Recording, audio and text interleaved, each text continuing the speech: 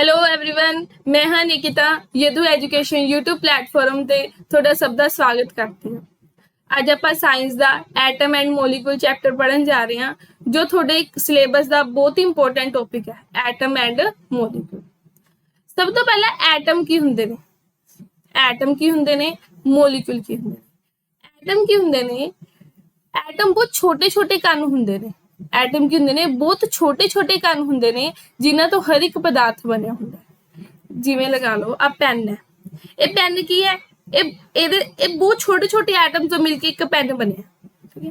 ਇਹ ਬਹੁਤ ਛੋਟੇ ਐਟਮ ਤੋਂ ਮਿਲ ਕੇ ਫਿਰ ਜਾ ਕੇ ਇੱਕ ਪੈਨ ਬਣਿਆ। ਤਾਂ ਐਟਮ ਕੀ ਹੁੰਦੇ ਨੇ, ਬਹੁਤ ਛੋਟੇ-ਛੋਟੇ ਕਣ ਜਿਨ੍ਹਾਂ ਤੋਂ ਹਰ ਇੱਕ ਪਦਾਰਥ ਬਣਿਆ ਹੁੰਦਾ ਹੈ। ਜੇਕਰ ਆਪਾਂ ਇਸ ਪੈਨ ਦੇ ਟੁਕੜੇ ਕਰੀ ਚੱਲੀਏ ਤਾਂ ਆਪਾਂ ਨੂੰ ਐਂਡ ਤੇ ਆ ਕੇ ਬਹੁਤ ਛੋਟਾ ਕਣ ਮਿਲ ਜੂਗਾ, ਉਸਨੂੰ ਆਪਾਂ ਕੀ ਕਵਾਂਗੇ, ਐਟਮ। ਮੋਲੀਕੂਲ ਕੀ ਹੁੰਦੇ ਨੇ, ਇੱਕ ਜਾਂ ਇੱਕ ਤੋਂ ਜ਼ਿਆਦਾ ਐਟਮ ਤੋਂ ਮਿਲ ਕੇ ਜੋ ਚੀਜ਼ ਬਣੀ ਹੁੰਦੀ ਹੈ। ਇੱਕ ਜਾਂ ਇੱਕ ਤੋਂ ਜ਼ਿਆਦਾ ਐਟਮ ਤੋਂ ਮਿਲ ਕੇ ਜੋ ਚੀਜ਼ ਬਣੀ ਹੁੰਦੀ ਹੈ ਉਹ ਕੀ ਹੁੰਦੀ ਹੈ, ਮੋਲੀਕੂਲ। ਜਿਵੇਂ ਇਹ ਕੀ ਹੈ, ਇਹ ਬਹੁਤ ਸਾਰੇ ਐਟਮ ਤੋਂ ਮਿਲ ਕੇ ਬਣਿਆ ਤਾਂ ਇਹ ਕੀ ਬਣ ਗਿਆ, ਇੱਕ ਮੋਲੀਕੂਲ। ਹੁਣ ਆਪਾਂ ਪੜਾਂਗੇ ਐਟਮ। ਸਭ ਤੋਂ ਪਹਿਲਾਂ ਕਿਹਨੇ ਦੱਸਿਆ ਵੀ ਐਟਮ ਬਾਰੇ, ਫਿਰ ਆਪਾਂ ਪੜਾਂਗੇ ਵੀ ਇਹਦੇ ਸਿਧਾਂਤ ਕਿਹਨੇ ਦਿੱਤੇ ਸੀਗੇ। ਦੇਖੋ ਐਟਮ ਕੀ ਹੈ, ਐਟਮ ਬਹੁਤ ਹੀ ਛੋਟੇ-ਛੋਟੇ ਕਣ ਹੁੰਦੇ ਨੇ ਜਿਨ੍ਹਾਂ ਤੋਂ ਹਰ ਇੱਕ ਪਦਾਰਥ ਬਣਿਆ ਹੁੰਦਾ ਹੈ। ਸਭ ਤੋਂ ਪਹਿਲਾਂ ਕਨਾਰਡ ਨਾਮ ਦੇ ਸਾਇੰਟਿਸਟ ਸੀਗੇ, ਇੱਕ ਵਿਗਿਆਨੀ ਸੀ ਕਨਾਰਡ, ਜਿਹਨੇ ਆਪਾਂ ਨੂੰ ਦੱਸਿਆ ਕਿ ਐਟਮ ਕੀ ਹੁੰਦੇ ਨੇ, ਐਟਮ ਨਾ ਵੰਡਣ ਯੋਗ ਹੁੰਦੇ ਨੇ, ਜਿਹਨੂੰ ਆਪਾਂ ਵੰਡ ਨਹੀਂ ਸਕਦੇ। ਇਹ ਅੰਨੇ ਛੋਟੇ ਹੁੰਦੇ ਨੇ ਕਿ ਆਪਾਂ ਇਹਨਾਂ ਨੂੰ ਵੰਡ ਨਹੀਂ ਸਕਦੇ, ਕਨਾਰਡ ਨੇ ਦੱਸਤਾ। ਫਿਰ 18ਵੀਂ ਸਦੀ ਦੇ ਵਿੱਚ ਇਹਦੇ ਪ੍ਰਯੋਗ ਹੋਣੇ ਸ਼ੁਰੂ ਹੋ ਗਏ। ਸਭ ਤੋਂ ਪਹਿਲਾਂ ਐਟਮ ਦਾ ਪ੍ਰਯੋਗ ਕਿਹਨੇ ਕੀਤਾ ਸੀਗਾ, ਕੀ ਨਾਮ ਸੀ ਉਹਦਾ, ਡਾਲਟਨ। ਡਾਲਟਨ ਨੇ ਪਰਮਾਣੂ ਸਿਧਾਂਤ ਦਿੱਤਾ ਸੀ ਐਟਮ ਦਾ। ਡਾਲਟਨ ਨੇ ਆਪਦੇ ਪਰਮਾਣੂ ਦਾ ਸਿਧਾਂਤ, ਐਟਮ ਦੇ ਪਰਮਾਣੂ ਦਾ ਸਿਧਾਂਤ ਕਦੋਂ ਦਿੱਤਾ ਸੀ, 1808 ਈਸਵੀ ਦੇ ਵਿੱਚ। ਡਾਲਟਨ ਨੇ ਪਹਿਲਾ ਪੁਆਇੰਟ ਕੀ ਕਿਹਾ ਕਿ ਜਿਵੇਂ ਕਨਾਰਡ ਨੇ ਕਹਿਤਾ ਵੀ ਇਹਨੂੰ ਆਪਾਂ ਵੰਡ ਨਹੀਂ ਸਕਦੇ, ਉਵੇਂ ਡਾਲਟਨ ਨੇ ਵੀ ਕੀ ਕਹਿਤਾ ਵੀ ਆਪਾਂ ਇਹਨੂੰ ਵੰਡ ਨਹੀਂ ਸਕਦੇ, ਆਪਾਂ ਐਟਮ ਨੂੰ ਵੰਡ ਨਹੀਂ ਸਕਦੇ, ਵੀ ਇਹ ਅੰਨੇ ਛੋਟੇ ਹੁੰਦੇ ਨੇ, ਆਪਾਂ ਇਹਨੂੰ ਵੰਡ ਹੀ ਨਹੀਂ ਸਕਦੇ। ਸੈਕਿੰਡ ਪੁਆਇੰਟ ਦੇ ਵਿੱਚ ਕੀ ਕਿਹਾ ਡਾਲਟਨ ਨੇ, ਸੈਕਿੰਡ ਪੁਆਇੰਟ ਦੇ ਵਿੱਚ ਕਹਿੰਦਾ ਚਾਹੇ ਕੋਈ ਐਲੀਮੈਂਟ ਹੈ, ਚਾਹੇ ਕੋਈ ਕੰਪਾਊਂਡ ਹੈ, ਜਾਂ ਕੋਈ ਮਿਕਸਚਰ ਹੈ, ਜਾਂ ਕੋਈ ਤੱਤ ਹੈ, ਜਾਂ ਕੋਈ ਯੌਗਿਕ ਹੈ, ਜਾਂ ਕੋਈ ਮਿਸ਼ਰਣ ਹੈ, ਉਹ ਕੀ ਤੋਂ ਮਿਲ ਕੇ ਬਣਿਆ ਹੁੰਦਾ ਹੈ, ਐਟਮ ਤੋਂ। ਨਹੀਂ ਆਪਾਂ ਕੀਤਾ ਨਾ, ਚਾਹੇ ਕੋਈ ਵੀ ਚੀਜ਼ ਹੈ ਉਹ ਕੀ ਤੋਂ ਮਿਲ ਕੇ ਬਣੀ ਹੋਊਗੀ, ਐਟਮ ਤੋਂ ਮਿਲ ਕੇ ਬਣੀ ਹੋਊਗੀ। ਥਰਡ ਡਾਲਟਨ ਨੇ ਕੀ ਕਿਹਾ ਵੀ ਕੋਈ ਚਾਹੇ ਸੇਮ ਐਟਮ ਲੈ ਲਈਏ, ਆਪਾਂ ਸੇਮ ਐਟਮ ਲੈ ਲਈਏ, ਉਹਨਾਂ ਦਾ ਮਾਸ ਜਾਂ ਫਿਰ ਉਹਨਾਂ ਦਾ ਰਸਾਇਣਿਕ ਗੁਣ, ਜਾਂ ਤਾਂ ਉਹਨਾਂ ਦਾ ਪੁੰਜ ਲਗਾ ਲਓ ਜਾਂ ਉਹਨਾਂ ਦਾ ਰਸਾਇਣਿਕ ਗੁਣ ਮੈਨੇ ਕੈਮੀਕਲ ਪ੍ਰੋਪਰਟੀ।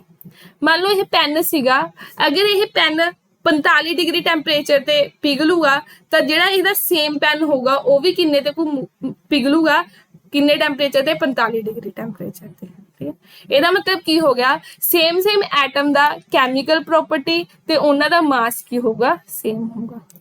ਫੋਰਥ ਪੁਆਇੰਟ ਦੇ ਵਿੱਚ ਕੀ ਕਹਤਾ ਵੀ ਜਿਹੜੇ ਅੱਡ-ਅੱਡ ਐਟਮ ਹੋਣਗੇ ਉਹਨਾਂ ਦੀ ਕੈਮੀਕਲ ਪ੍ਰੋਪਰਟੀ ਵੀ ਤੇ ਉਹਨਾਂ ਦਾ ਮਾਸ ਵੀ ਅਲੱਗ-ਅਲੱਗ ਹੋਊਗਾ। ਹੁਣ ਆਪਣੇ ਕੋਲ ਆ ਜਾਂਦਾ ਮੋਲੀਕਿਊਲ।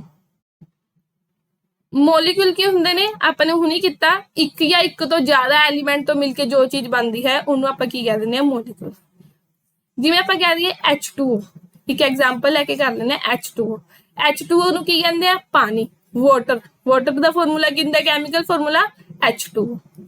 ਇਹ ਦੇਖੋ ਹਾਈਡਰੋਜਨ ਤੋਂ ਮਿਲ ਕੇ ਬਣਿਆ, ਆਕਸੀਜਨ ਤੋਂ ਮਿਲ ਕੇ ਬਣਿਆ, ਤਾਂ ਇਹ ਕੀ ਹੋ ਗਿਆ, ਇੱਕ ਮੋਲੀਕਿਊਲ ਹੋ ਗਿਆ। ਠੀਕ ਹੈ, ਹੁਣ ਡਾਲਟਨ ਦੇ ਸਿੰਬਲ ਦੇਖੋ, ਡਾਲਟਨ ਨੇ ਆਪਦੇ ਪਰਮਾਣੂ ਦੇ ਸਿਧਾਂਤ ਦੇ ਵਿੱਚ ਪਹਿਲਾਂ ਤਾਂ 4 ਚੀਜ਼ਾਂ ਦੱਸਦੀਆਂ ਵੀ ਐਟਮ ਹੈ, ਐਟਮ ਨੂੰ ਆਪਾਂ ਵੰਡ ਨਹੀਂ ਸਕਦੇ, ਚਾਹੇ ਕੋਈ ਵੀ ਐਲੀਮੈਂਟ ਹੈ, ਤੱਤ ਹੈ, ਯੌਗਿਕ ਹੈ, ਮਿਕਸਚਰ ਹੈ, ਇਹ ਕੀ ਤੋਂ ਮਿਲ ਕੇ ਬਣਿਆ ਹੁੰਦਾ, ਐਟਮ ਤੋਂ ਮਿਲ ਕੇ ਬਣਿਆ ਹੁੰਦਾ ਹੈ। ਸੇਮ ਐਟਮ ਦਾ ਸੇਮ ਮਾਸ ਹੋਊਗਾ, ਸੇਮ ਕੈਮੀਕਲ ਪ੍ਰੋਪਰਟੀ ਹੋਊਗੀ। ਅੱਡ-ਅੱਡ ਐਟਮ ਦਾ ਅੱਡ-ਅੱਡ ਕੈਮੀਕਲ ਪ੍ਰੋਪਰਟੀ ਤੇ ਮਾਸ ਹੋਊਗਾ। ਹੁਣ ਡਾਲਟਨ ਨੇ ਜਿਵੇਂ ਇਹ ਇੱਕ ਐਲੀਮੈਂਟਸ ਹੁੰਦੇ ਨੇ, ਟੋਟਲ ਆਪਣੇ ਪੀਰੀਓਡਿਕ ਟੇਬਲ ਦੇ ਵਿੱਚ ਹੁਣ ਕਿੰਨੇ ਐਲੀਮੈਂਟ ਨੇ, 118 ਨੇ। ਪਹਿਲਾਂ ਕੀ ਸੀ, ਜਦੋਂ ਡਾਲਟਨ ਨੇ ਆਪਦਾ ਸਿਧਾਂਤ ਦਿੱਤਾ ਤਾਂ ਡਾਲਟਨ ਨੇ ਜਿਹੜੇ ਐਲੀਮੈਂਟ ਸੀਗੇ ਇਹਨਾਂ ਦੇ ਸਿੰਬਲ ਦਿੱਤੇ, ਕਿਉਂਕਿ ਇਹਨਾਂ ਦੇ ਨਾਮ ਰੱਖਣੇ ਮੁਸ਼ਕਿਲ ਹੋ ਰਹੇ ਸੀ। ਇਹਨੇ ਸਭ ਤੋਂ ਪਹਿਲਾਂ ਡਾਲਟਨ ਨੇ ਕੀ ਦਿੱਤਾ, ਡਾਲਟਨ ਨੇ ਸਿੰਬਲ ਦਿੱਤੇ। ਹੁਣ ਆਪਾਂ ਸਿੰਬਲ ਪੜ੍ਹਨ ਜਾਣਾ, ਜਿਵੇਂ ਨੇ ਹਾਈਡਰੋਜਨ ਹੈ,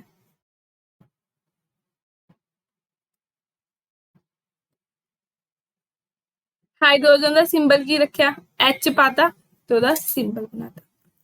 कार्बन है, कार्बन का की किया, कार्बन देखो ब्लैक ब्लैक होंगी है तो की किया, सारा ब्लैक ब्लैक, सारा अंदरों कवर।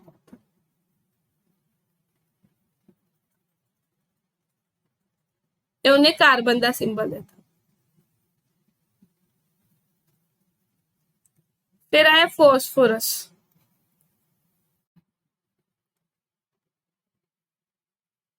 फॉस्फोरस का सिंबल की दिता,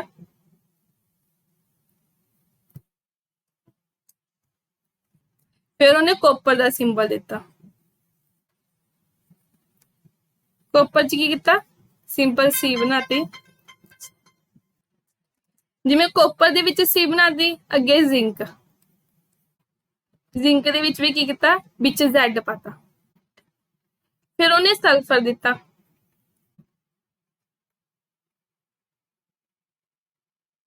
सल्फर दे विच की बनाया उन्हें, जिवें फॉस्फोरस दे विच तिकोने बनाता सी, इहदे विच नहीं।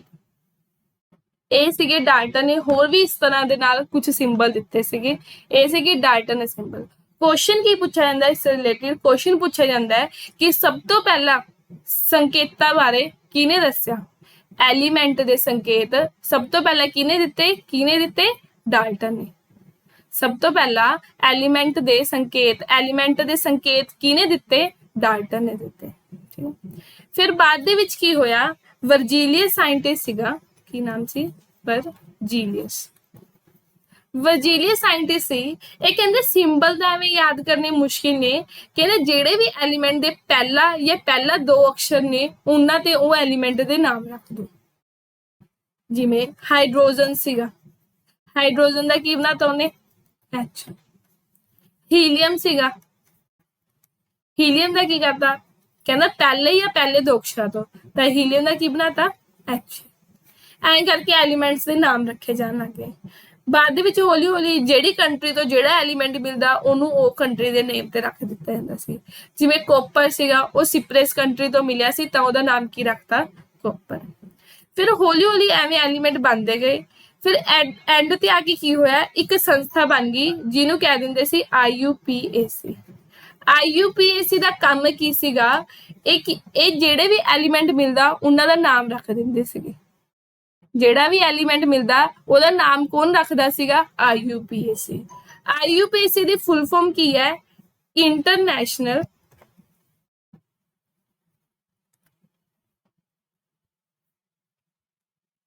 Union of pure and applied chemistry.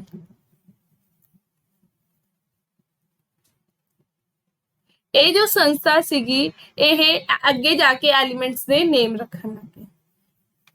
ਇਹ ਸੀਗੇ ਨੇਮ ਉੱਤੇ ਡਿਸਕਸ਼ਨ ਚੱਲਦੀ ਸੀਗੀ। ਫਿਰ ਕੀ ਹੋਇਆ, ਜਦੋਂ ਇਹਨਾਂ ਦੇ ਨਾਮ ਰੱਖਤੇ ਐਂਡ ਤੇ ਜਾ ਕੇ ਡਾਲਟਨ ਦੀ ਜਿਹੜੀ ਥਿਊਰੀ ਸੀਗੀ ਇਹ ਫੇਲ ਹੋ ਗਈ। ਕਿਉਂ ਫੇਲ ਹੋ ਗਈ ਡਾਲਟਨ ਦੀ ਥਿਊਰੀ, ਕਿਉਂਕਿ ਡਾਲਟਨ ਨੇ ਕੀ ਕਿਹਾ ਸੀ, ਐਟਮ ਕੀ ਹੁੰਦੇ ਨੇ, ਇਹਨਾਂ ਨੂੰ ਆਪਾਂ ਵੰਡ ਨਹੀਂ ਸਕਦੇ, ਨਾ ਵੰਡਣ ਯੋਗ ਸੀਗੀ। ਇਹਨੇ ਕਿਹਾ ਸੀ ਨਾ, ਆਪਾਂ ਪਹਿਲਾ ਪੁਆਇੰਟ ਪੜਿਆ ਸੀ, ਕੀ ਹੈ, ਐਟਮ ਹੈ, ਨਾ ਵੰਡਣ ਯੋਗ ਨੇ। ਕਿਹਨੇ ਕਿਹਾ ਸੀਗਾ, ਡਾਲਟਨ ਨੇ। ਇਹ ਫੇਲ ਹੋ ਗਈ। ਕਿਉਂ ਫੇਲ ਹੋ ਗਈ, ਕਿਉਂਕਿ ਅੱਗੇ ਜਾ ਕੇ ਪਤਾ ਲੱਗਿਆ, ਡਿਸਕਵਰ ਹੁੰਦੀ ਗਈ, ਸਾਇੰਟਿਸਟ ਅੱਗੇ ਲਗਾਉਂਦੇ ਰਹੇ। ਐਂਡ ਤੇ ਜਾ ਕੇ ਕੀ ਪਤਾ ਲੱਗਿਆ ਕਿ ਐਟਮ ਤਾਂ ਅੱਗੇ ਵੰਡੇ ਜਾ ਸਕਦੇ ਨੇ। ਐਟਮ ਕਿਵੇਂ ਵੰਡੇ ਜਾ ਸਕਦੇ ਨੇ, ਐਟਮ ਨੂੰ ਕਹਿੰਦੇ ਵੰਡੇ ਜਾ ਸਕਦੇ ਨੇ ਕਿਸ ਦੇ ਵਿੱਚ, ਪ੍ਰੋਟੋਨ, ਇਲੈਕਟ੍ਰੋਨ ਤੇ ਨਿਊਟਰੋਨ ਦੇ ਵਿੱਚ। ਐਂਡ ਤੇ ਜਾ ਕੇ ਤਾਂ ਕੀ ਮਿਲਿਆ ਆਪਾਂ ਨੂੰ, ਵੀ ਆਪਾਂ ਐਟਮ ਨੂੰ ਵੰਡ ਸਕਦੇ ਹਾਂ ਪ੍ਰੋਟੋਨ, ਇਲੈਕਟ੍ਰੋਨ ਅਤੇ ਨਿਊਟਰੋਨ ਦੇ ਵਿੱਚ। ਫਿਰ ਆਇਆ ਵੀ ਪ੍ਰੋਟੋਨ ਕਿਹਨੇ ਫਾਈਂਡ ਕੀਤੇ, ਕਿਹਨੇ ਡਿਸਕਵਰ ਕੀਤੇ, ਇਲੈਕਟ੍ਰੋਨ ਦੀ ਖੋਜ ਕਿਹਨੇ ਕੀਤੀ, ਨਿਊਟਰੋਨ ਦੀ ਖੋਜ ਕਿਹਨੇ ਕੀਤੀ। ਪ੍ਰੋਟੋਨ ਦੀ ਖੋਜ ਕਿਹਨੇ ਕੀਤੀ, ਗੋਲਡਸਟੀਨ। ਕੀ ਨਾਮ ਸੀ ਸਾਇੰਟਿਸਟ ਦਾ, ਗੋਲਡਸਟੀਨ ਨੇ ਕੀਤੀ। ਇਲੈਕਟ੍ਰੋਨ ਦੀ ਖੋਜ ਕਿਹਨੇ ਕੀਤੀ, J.J. ਥਾਮਸਨ ਨੇ।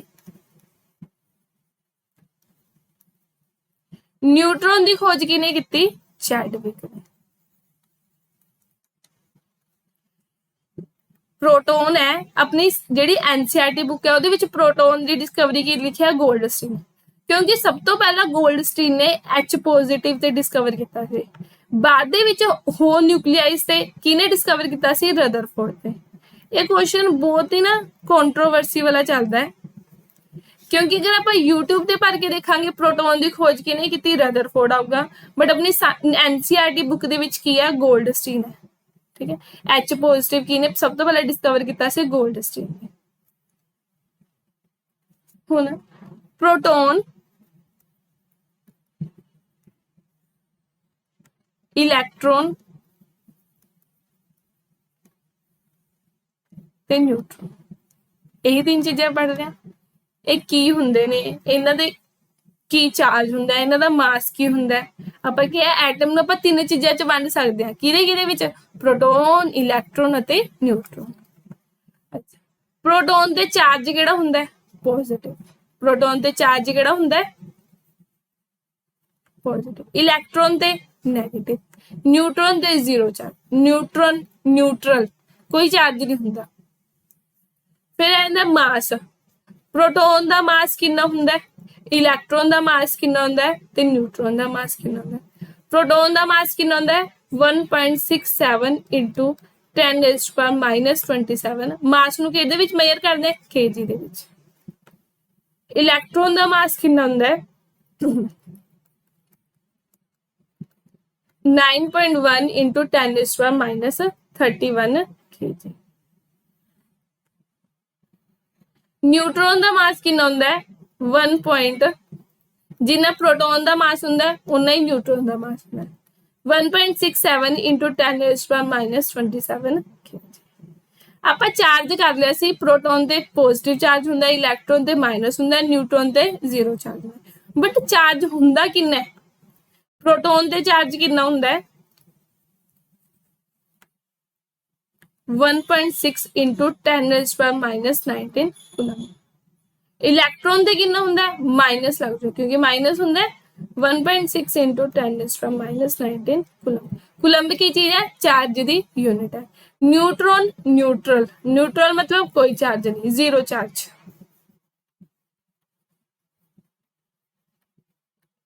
ए सी अपना प्रोटोन इलैक्ट्रॉन अते न्यूट्रॉन प्रोटोन ते चार्ज केड़ा हुंदा है पॉजिटिव नेगेटिव जीरो इन्हां दी वैल्यू कितनी हुंदी है 1.60 into 10⁻⁻19 कूलम प्रोटोन दी इलैक्ट्रॉन दी -1.6 into 10⁻⁻ कूलम न्यूट्रॉन दी कितनी हुंदा है जीरो चार्ज इन्हां दा मास कर लिया 1.67 into 10⁻⁻27 kg इलैक्ट्रॉन दे कितना मास हुंदा है 9.1 into 10⁻⁻31 kg ते न्यूट्रॉन दा मास कितना हुंदा है 1.67 into 10⁻⁻27 kg I hope so थोनू इत्थों तक समझ आया होना आपां हुण की कीता पहला एटम नू किने दस्सिया सी कनार्ड ने फिर ये सिद्धांत किने दिते सीगे डाल्टन ने फिर आप पढ़िया भी वर्जीलिए सीगे साइंटिस्ट सीगे उन्होंने कहा भी पहले या पहले दो अक्षरां तो उन्होंने नाम रख दो फिर एक IUPAC संस्था बनाएगी जो कि नाम रखदी सी एलीमेंट दे फिर आपने कहा कि एटम जिहड़ी डाल्टन की थ्योरी सी एटम रिलेटेड वो फेल हो गई क्यों